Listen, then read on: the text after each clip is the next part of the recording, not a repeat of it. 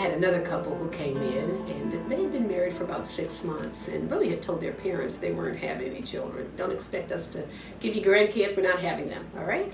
She came in, and certainly she had a positive pregnancy test. And I talked with her by herself, and then I invited him up to share with him about not wanting children, why that was the case. And he says, we don't want kids. We don't want them, And it's, well, she's pregnant. Let me tell you some of the complications that can arise with an abortion, And so he just pretty much didn't say much, And I said, will you come back for a sonogram? They did. In the sonogram room, she said something that I thought was odd. And when there was only one baby, she says, maybe if there were 2 babies. I didn't understand that. What was the difference? I didn't understand. Then he says, I tell him about a story. That morning, squirrels were everywhere, and I was dodging squirrels into my car, and I said, I couldn't even kill a squirrel. And he says, we don't need more people, we need more animals. They went on down the hallway, and normally after there's been a sonogram, we say, baby alert, and everybody comes out to, congratulate the mom and the dad and so on.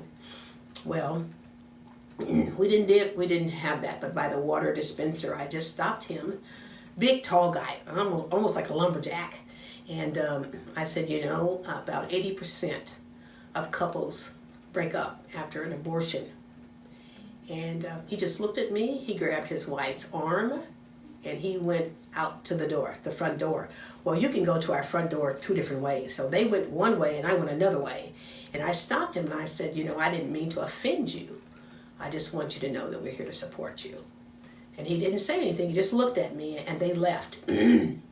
So again, we put on our prayer shoes, and we began to pray as a staff. We always pray. We pray in the morning, we pray before we start the day, and we pray in the evening before we go home.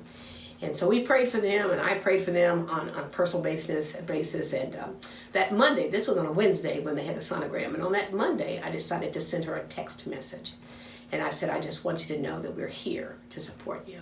She sent me a text message back, and she says, we've decided to keep the baby. We have been online, and we have gotten cloth diapers, of all diapers, cloth diapers.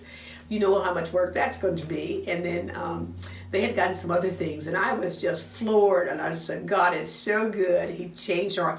One of the things I never found out, they were one of our speakers. They, as a couple, they were a speaker at one of our banquets. But she said that wherever they had called for an abortion, they told them that they had to wait 10 days. That was the breaker. God, I've never heard anybody having to wait 10 days, but she had to wait 10 days, and that was driving her crazy. As a Christian, it was driving her crazy. She began to drive her husband crazy. He couldn't take it. And so they decided to keep the baby. She became one of my most faithful clients, coming every week for her class, and he decided to work with our male mentor, Adam, on a regular basis as well. So you just never know what God will do. You just have to trust him.